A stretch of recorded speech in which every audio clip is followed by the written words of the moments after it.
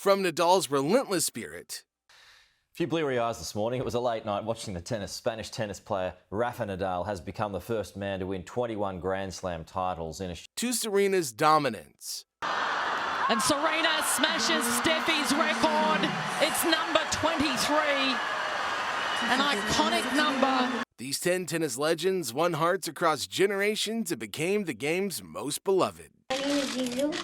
I wanted to ask you, Switzerland is really cold, right? Not always, but most of the time. So there isn't too much livestock.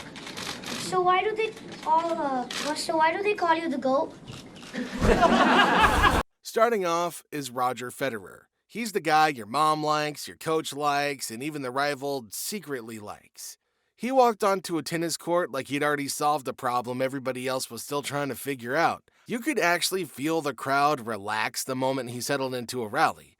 Not because the point was over, but because it was about to make sense. It's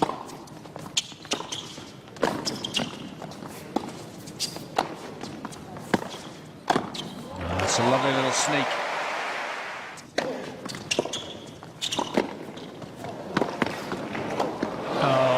His game was aggressive, but he was never overly loud about it. He attacked without sprinting, finished points without flexing, and dismantled opponents using angles that felt unfair rather than violent. Serve +1, that was his language. The backhand, especially later in his career, stopped being a weakness and became a lethal weapon he unleashed with no mercy.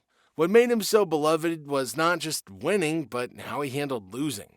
He adjusted, stayed relevant, and evolved equipment, tactics, and even temperament. When Nadal tested his patience or Djokovic tested his endurance, he answered with longevity and grace. Tennis fans admired his titles and adored him more because he made the sport feel livelier and exhilarating. A few bleary eyes this morning. It was a late night watching the tennis. Spanish tennis player Rafael Nadal has become the first man to win 21 Grand Slam titles in a showdown against the world number 2, Danny Medvedev. The 5-set match lasted 5 hours at Melbourne's Laver Arena. Think back to the 2022 Australian Open final. 2 sets down, body taped like a survival kit, and Daniel Medvedev already practicing his winning speech. And Nadal the guy kind of stayed. That forehand started looping like it had opinions, and suddenly the match wasn't about power or plans, but who blinked first. And Nadal don't blink. He dragged the final into a 5th set and turned Laver Arena into a stress test. When he won, it felt less like a comeback and more like tennis admitting defeat. It's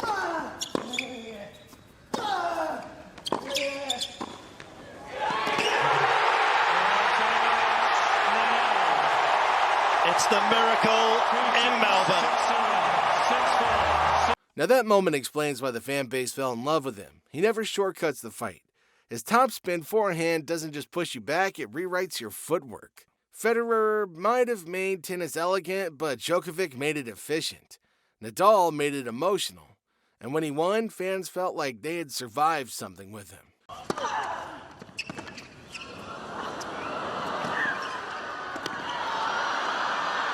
And Serena smashes Steffi's record.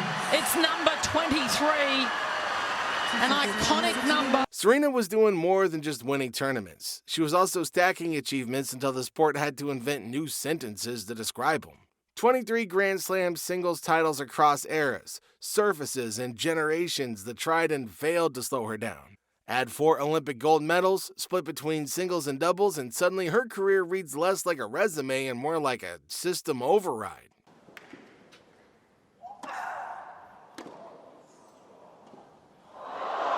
Made it! The Golden Slam puts her in a room almost nobody enters, winning every major and Olympic gold and doing it with a serve that felt like a cheat code. She changed expectations. Strength became normal and longevity became standard. Tennis had to catch up to her, not the other way around.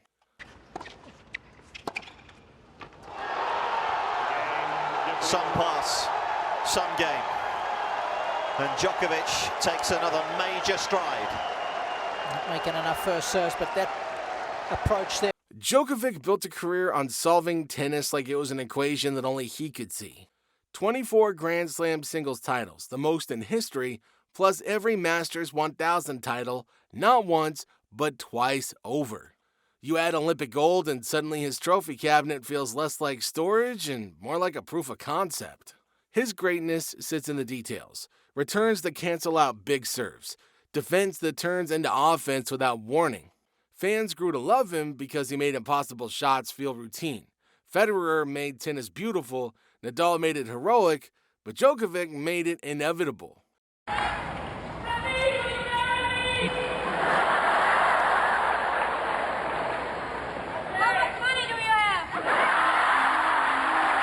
Alright, Graf's defining moment is not in one match. It's in 1988. The Golden Slam season. All 4 majors plus the Olympic gold in 1 year, which still feels unreal, like winning every tournament setting on hard mode. Players dream about holding 1 or 2 big trophies. Graf collected the full set and added a gold medal like it was a bonus round. Fans loved how ruthless and quiet she was. That forehand, it wasn't flashy, it was final. Points ended fast, clean, and with no drama. She made dominance look organized.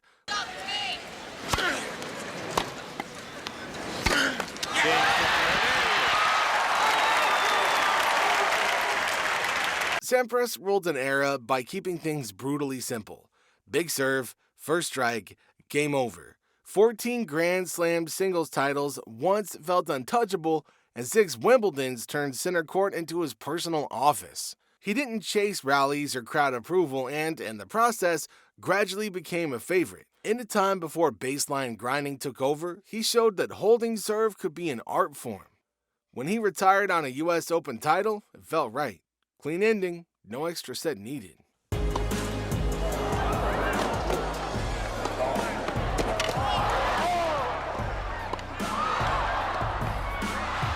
Navratilova redesigned how tennis was supposed to be played. 18 Grand Slam singles titles, 9 Wimbledons, and a career that refused to age quietly. Her serve and volley game turned net play into pressure, not decoration. Opponents barely had time to breathe before she was finishing points. Martina was ahead of the sport. Fitness, preparation, aggression, all of that became mandatory after her. She treated tennis like a profession before it truly was one. Even decades later, players chase her balance of power and precision. Billie Jean King is beloved because she played for more than trophies. Yeah, the titles were there, piled high across singles and doubles, but her real impact lived outside the lines. She forced tennis to look at itself and answer uncomfortable questions about fairness, pay, and respect. She carried pressure that had nothing to do with break points. Winning mattered, but what it represented mattered more. She helped build the WTA, fought for equal prize money, and proved that tennis could be a platform, not just a scoreboard. He twice won tennis's Grand Slam, the only person to do so. Rod feels almost mythical because he did something tennis still struggles to explain. 2 calendar Grand Slams, 1962 and 1969, winning all 4 majors in a single year twice.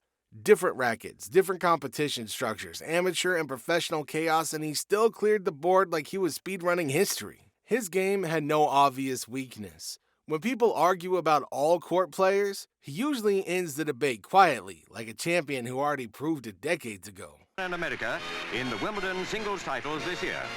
Congratulations for Margaret. And now let's begin looking round. Isn't it time we found a couple of British... Finally on the list is Margaret Court, a player whose career feels almost too large to fit into one era. She kept winning and then kept winning again. In singles, doubles, mixed doubles, across surfaces, across seasons, long after most players would have slowed down. 24 Grand Slam singles titles is the headline. On looking closer, you see a complete competitor. Strong serve, confident net play, relentless fitness, and the willingness to play every format like it mattered. Love her or argue about her, tennis history can't move forward without stopping at her name.